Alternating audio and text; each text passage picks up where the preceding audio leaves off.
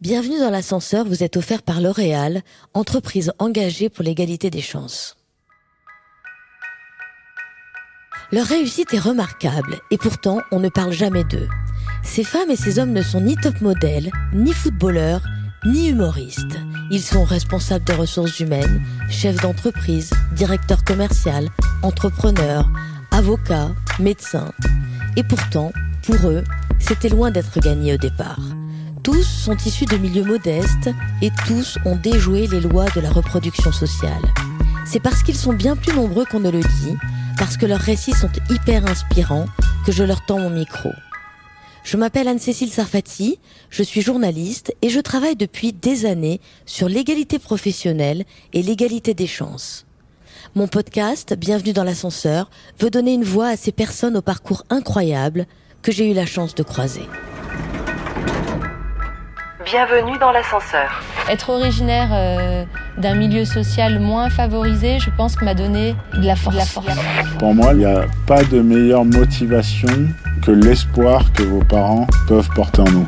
Mon travail a été pour moi un élément de réussite. En tout cas, ça a été mon ascenseur. Dans cet épisode, je rencontre Johanna Erhan, que je connais depuis très longtemps et qui occupe un haut poste chez LinkedIn.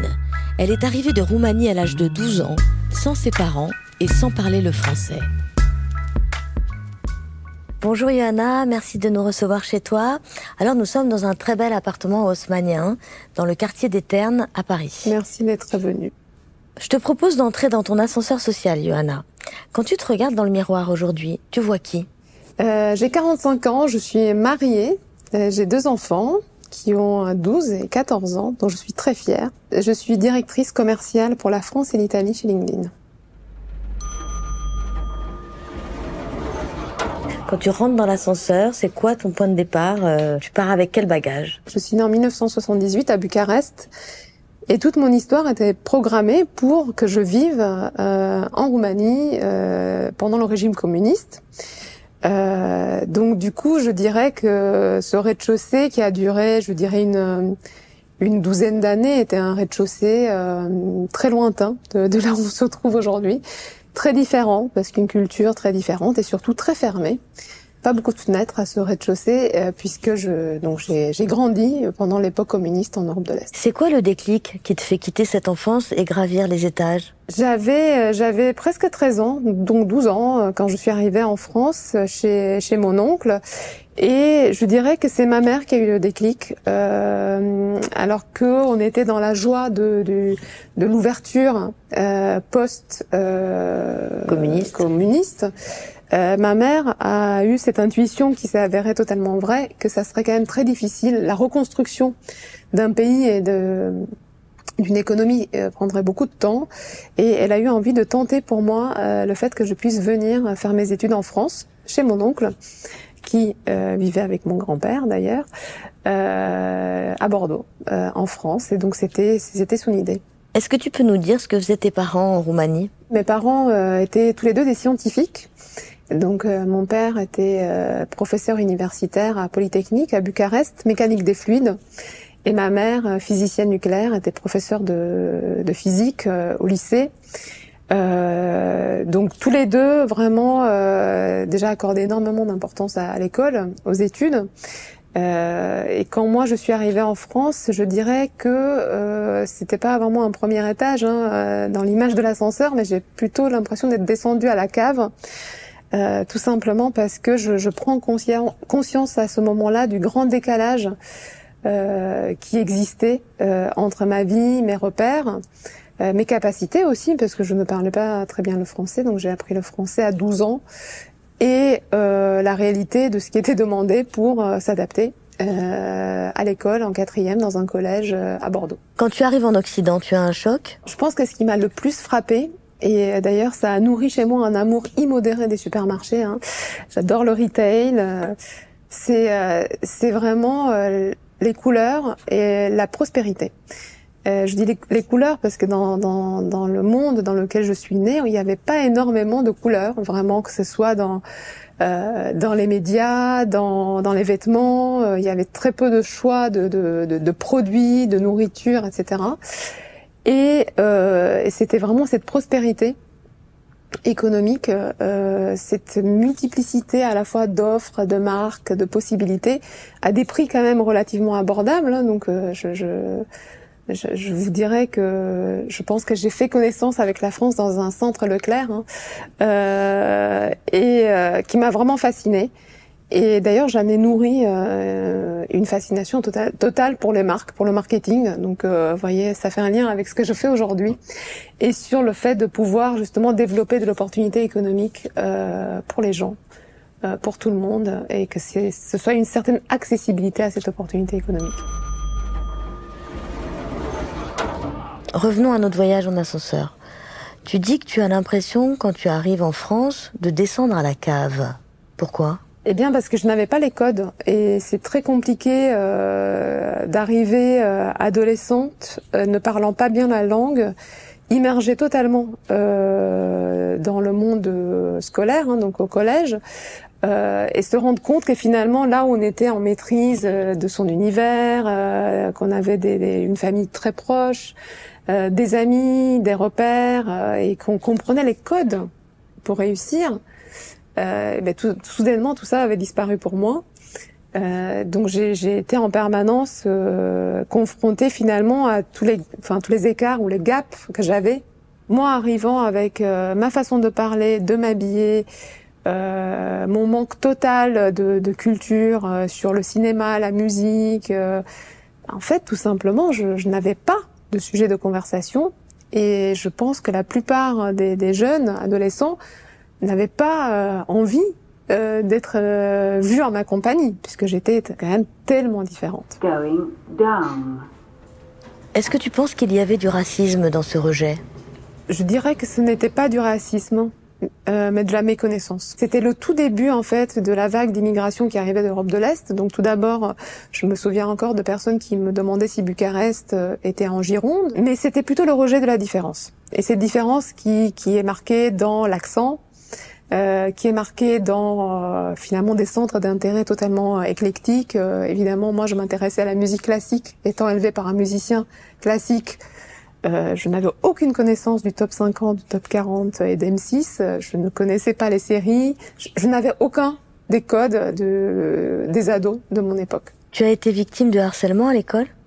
À l'école, je n'ai pas fait l'objet de moqueries, mais j'ai fait l'objet d'isolement. Donc c'est une forme de violence, hein, cet isolement, puisque ne pas être vue en compagnie de l'étrangère, hein, puisqu'on m'appelait quand même l'étrangère, hein, dans ma classe, était quelque chose qui évidemment me touchait. Les obstacles que j'ai rencontrés étaient liés à plusieurs choses. Tout d'abord la langue, comme je l'ai mentionné, et non seulement la maîtrise des mots, de la syntaxe, mais aussi l'accent.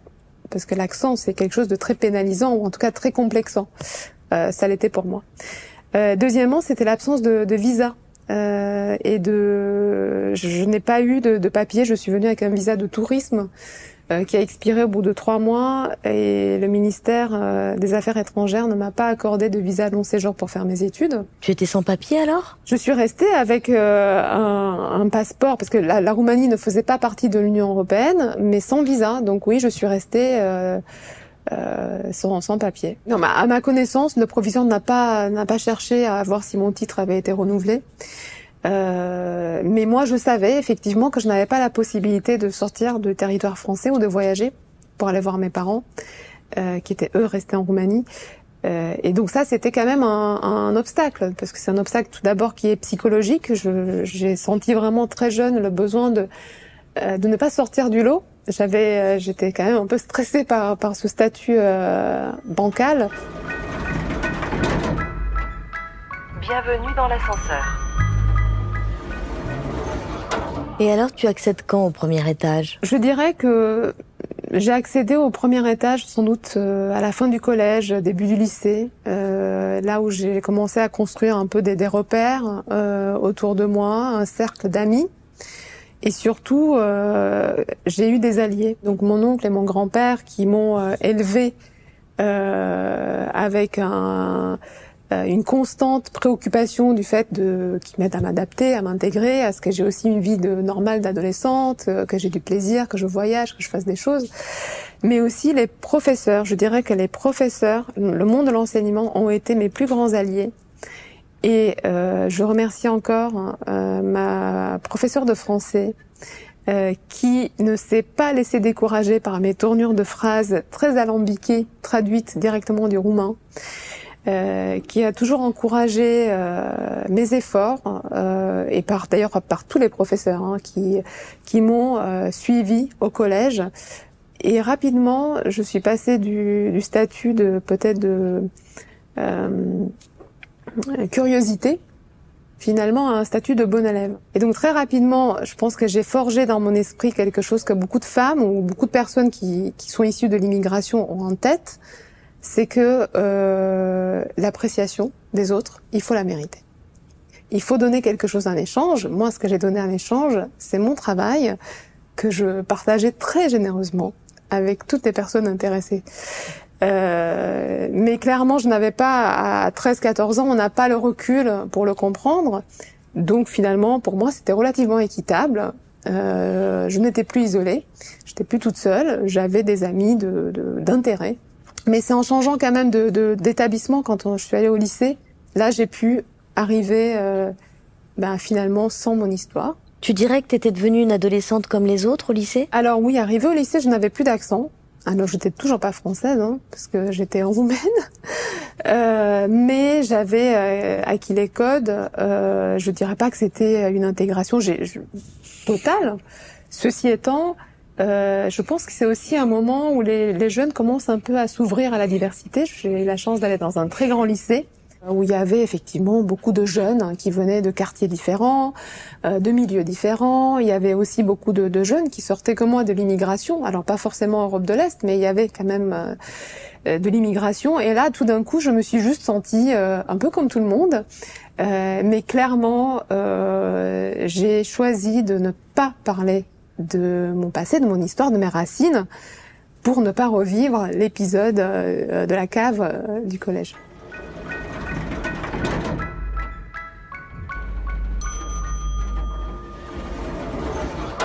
Pour accéder à un étage de plus, tu décides de faire des études supérieures, mais tu t'orientes comment? Mais j'insiste sur le fait que les professeurs et que l'école a été pour moi quelque chose de fondamental dans mon intégration. Ça a été mon ascenseur à moi, ma colonne vertébrale, ça a été les études, l'école et finalement la capacité à commencer à former des projets de vie professionnelle. Donc par ma famille, comme je vous l'ai dit, ma vie professionnelle s'orientait plutôt vers de l'enseignement, des sciences. Malheureusement, je n'ai aucun talent musical, donc les carrières artistiques m'étaient fermées. Mais ça aurait pu être la médecine par ma tante.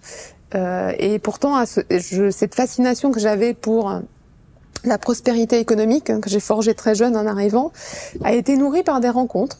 Et notamment, je me souviens d'un dîner dans lequel on me parle d'une jeune femme qui est attachée culturelle à l'ambassade de France à Moscou. Et je me dis, tiens, ça pourrait vraiment concilier finalement ce monde économique et puis la culture.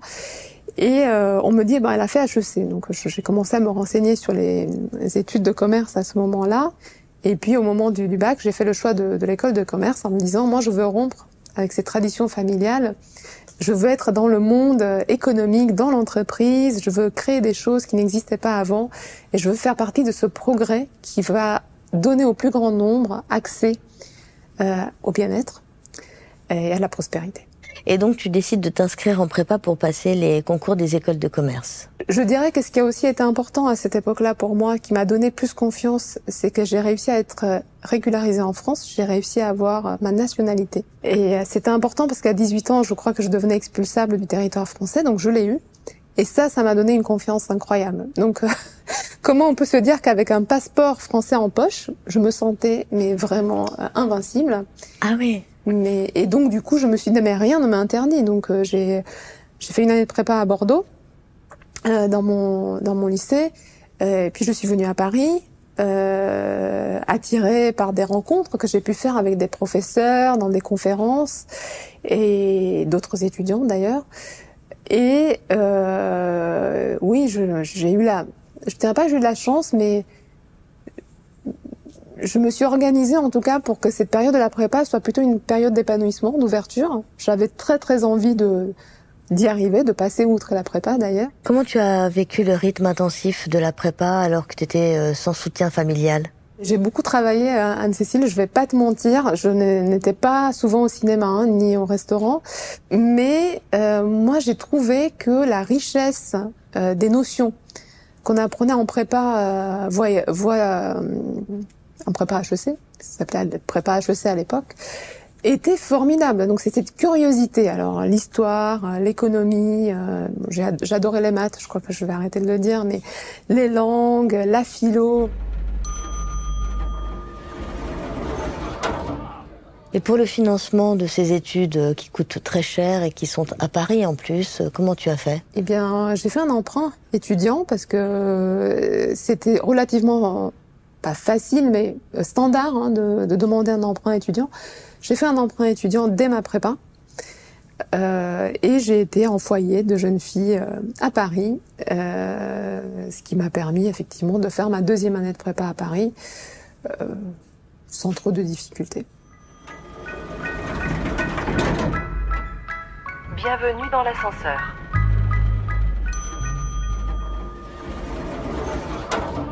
Au bout de 2 ans, tu réussis HEC et on est d'accord que tu montes plusieurs étages d'un coup là.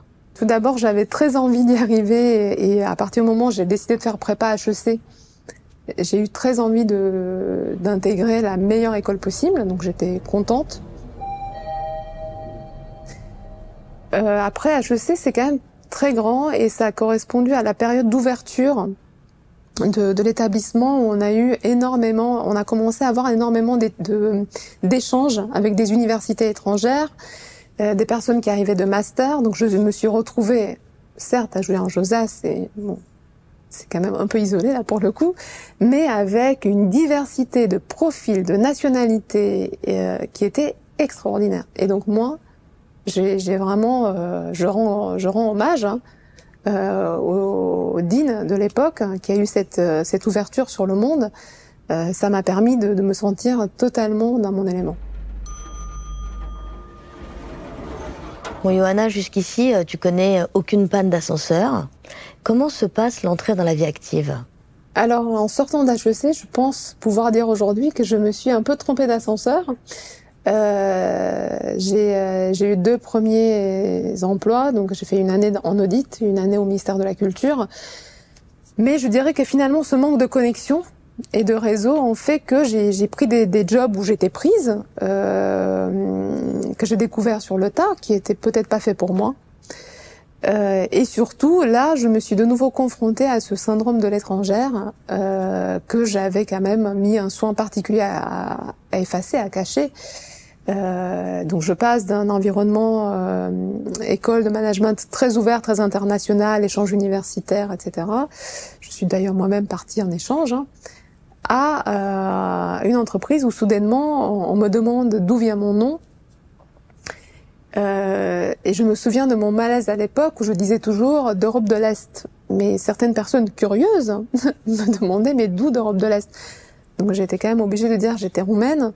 Et je me souviens de remarques particulièrement blessantes qui étaient de me dire vous n'en avez pas l'air d'être roumaine. Going down. Et ça c'est quelque chose qui m'a confortée dans l'idée qu'il fallait absolument cacher ses origines. Je me demandais même à quel moment je pourrais changer de nom. Et d'ailleurs, pour la petite parenthèse, donc j'ai épousé un homme formidable qui est marocain, donc j'ai changé de nom, mais pour un nom marocain, je m'appelle pas Dupont aujourd'hui. C'est un beau pied de nez quand même à tes premières années dans le monde du travail. Mais voilà, pour reprendre cette idée de l'ascenseur, je pense que j'étais pas forcément dans le bon ascenseur, et ça peut arriver à beaucoup de jeunes, mais surtout, j'ai pris peur, vraiment, de tous les obstacles qui se dressaient devant moi de par mes origines. Et de par le fait que j'étais quand même une femme, donc une femme roumaine. J'ai 2 gros obstacles, il faut absolument que je les maîtrise, ces obstacles, parce que sinon, j'aurais fait tout ça pour pas grand-chose. Alors comment tu fais pour faire repartir ton ascenseur vers le haut? Alors d'un point de vue professionnel, ce qui m'a fait reprendre l'ascenseur, c'est ma curiosité. Parce qu'à un moment donné, chez Lagardère, je suis contactée par Amazon pour les rejoindre. Alors je n'avais absolument aucune compétence en distribution, donc c'est du retail, en e-commerce, en digital, en achat, etc. Bon, ma première réaction a été de me dire ils ont dû se tromper. Mais j'ai quand même eu l'intuition qu'il fallait que je passe mes entretiens. Et donc là, je pars chez Amazon et très rapidement, je suis devenue directrice des achats pour le livre chez Amazon en France. Je me suis éclatée dans ce travail. Mais effectivement, j'ai repris l'ascenseur parce que j'ai osé aller d'une part sur un domaine que je ne connaissais absolument pas. Je me suis dit que si, après tant d'entretiens, on me faisait confiance, je pouvais peut-être me l'accorder, en tout cas, avoir un doute positif sur moi-même. Et effectivement, j'ai rencontré aussi des gens qui m'ont... là, pour le coup, j'ai rencontré des femmes, des mentors, pour moi, qui sont toujours aujourd'hui dans mon réseau, et mes amis, des hommes également. Qui t'ont boosté. Qui m'ont donné confiance, qui m'ont tiré vers l'excellence. Ce sont aussi des entreprises très internationales. Donc là, pour le coup... contrairement à des expériences où plus jeune, j'ai dû à me justifier de mon nom.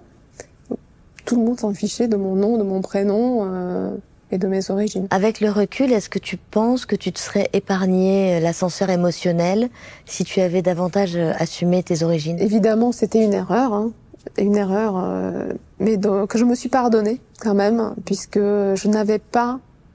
le contexte faisait que c'était très compliqué. Le contexte de l'époque, avec effectivement une mise en l'index de l'immigration qui venait d'Europe de l'Est et de Roumanie notamment, faisait que je n'arrivais pas à faire la part entre mon histoire et d'autres histoires qu'on voyait dans les médias, etc.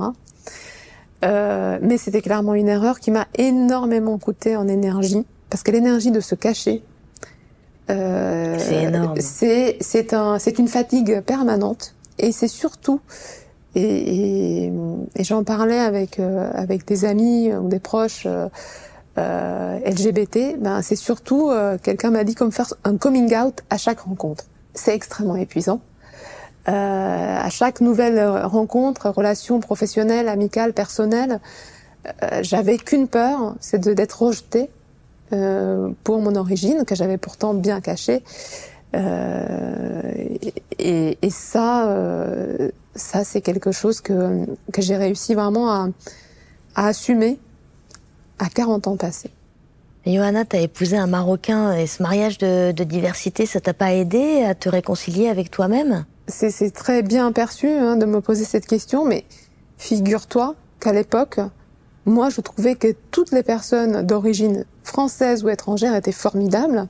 J'ai été passionnée, notamment en école de commerce, par la rencontre de tant de nationalités différentes, des histoires différentes. Mais il n'y avait que moi que je voyais comme un problème. Là où j'étais la plus heureuse, c'est quand on me disait on voit que c'est vous la française. Donc dès que j'ai travaillé avec des Américains, des Anglais, etc., j'ai beaucoup voyagé. Effectivement, j'avais tellement adopté les codes, je dirais, de la façon de parler, de penser. Même mon accent en anglais est très français, que j'étais très flattée d'être toujours reconnue comme la française dans la pièce, et je ne tenais absolument pas à corriger cette phrase qui me remplissait de fierté, pour tout te dire.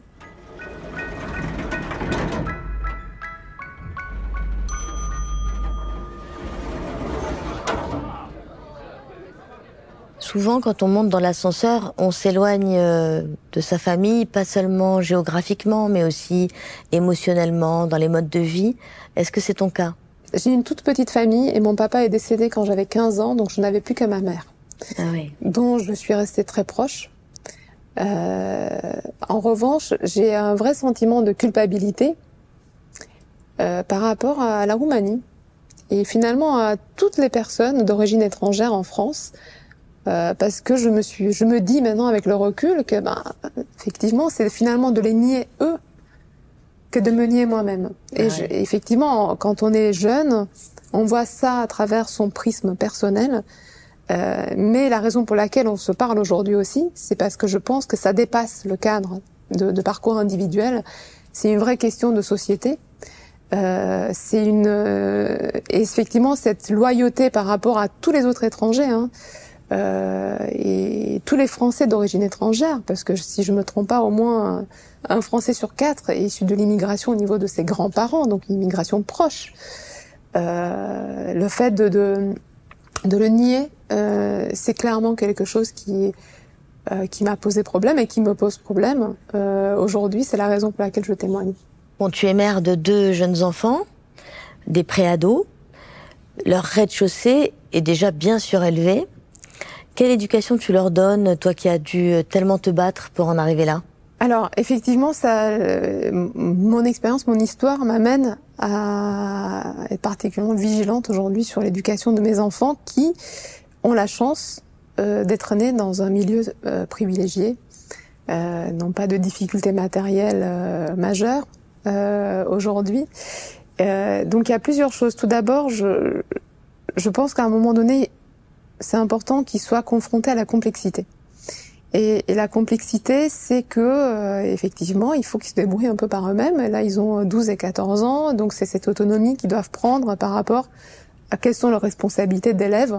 Et ça, je trouve ça important qu'ils l'apprennent et je les pousse en ce sens.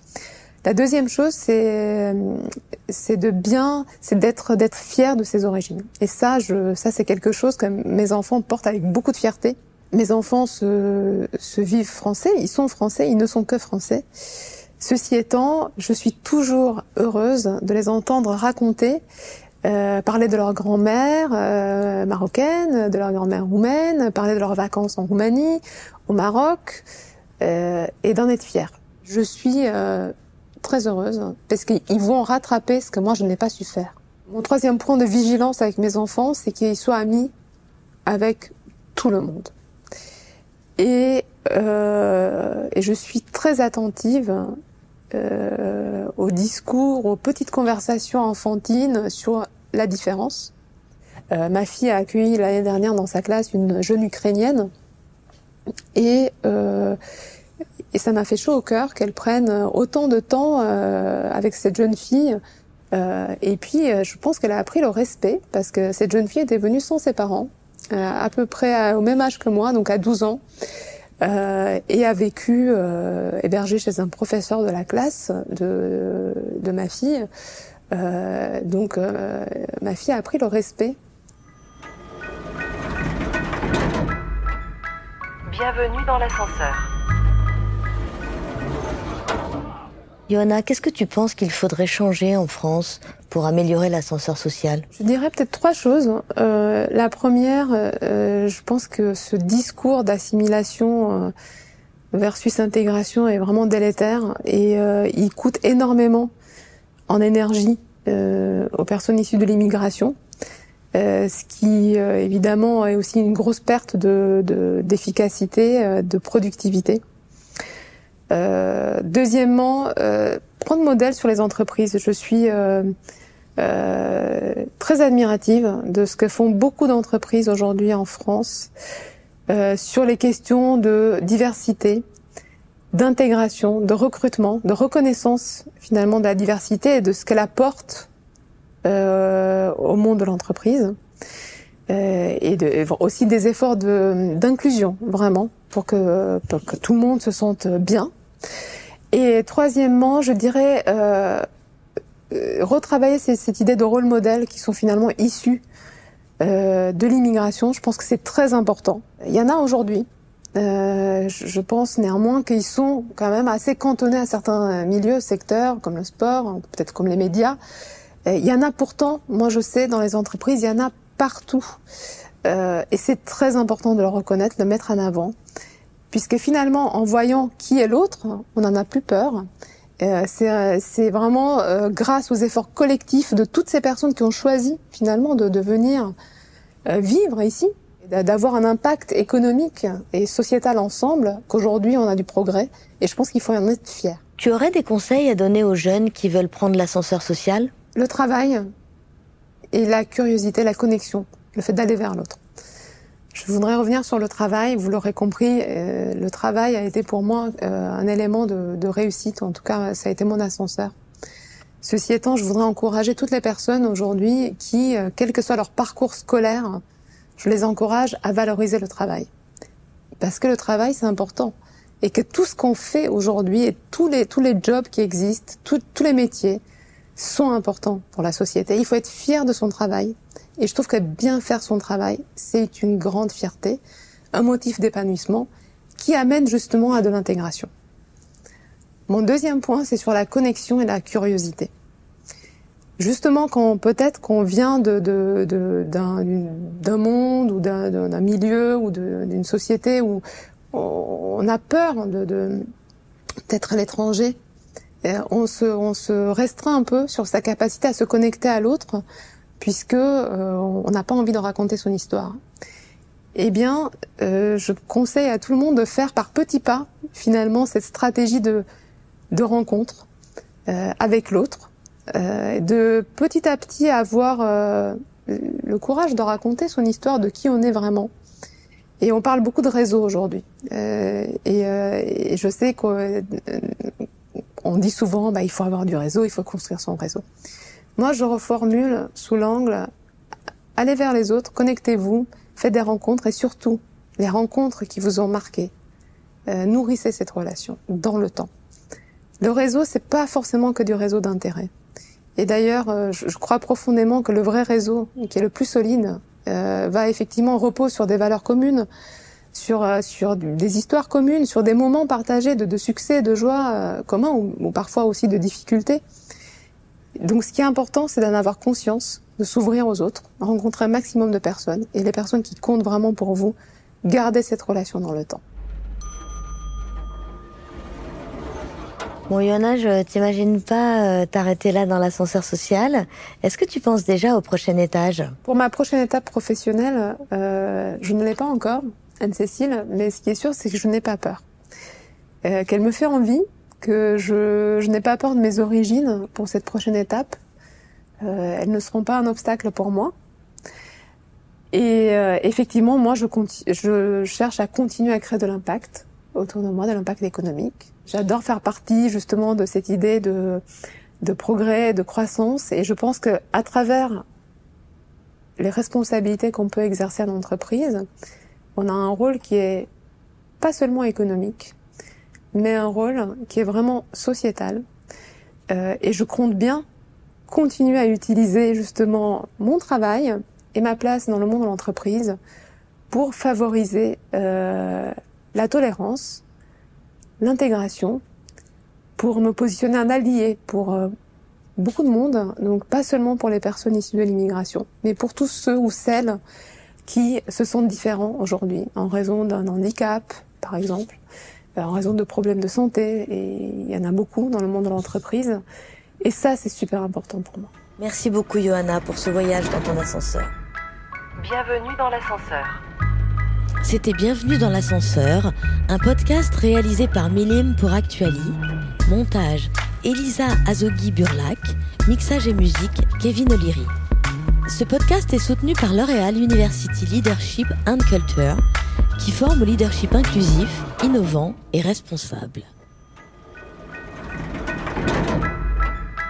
Bienvenue dans l'ascenseur. Si vous aimez ce podcast, abonnez-vous, parlez-en autour de vous, partagez-le sur les réseaux sociaux et laissez un avis, sans oublier de noter 5 étoiles.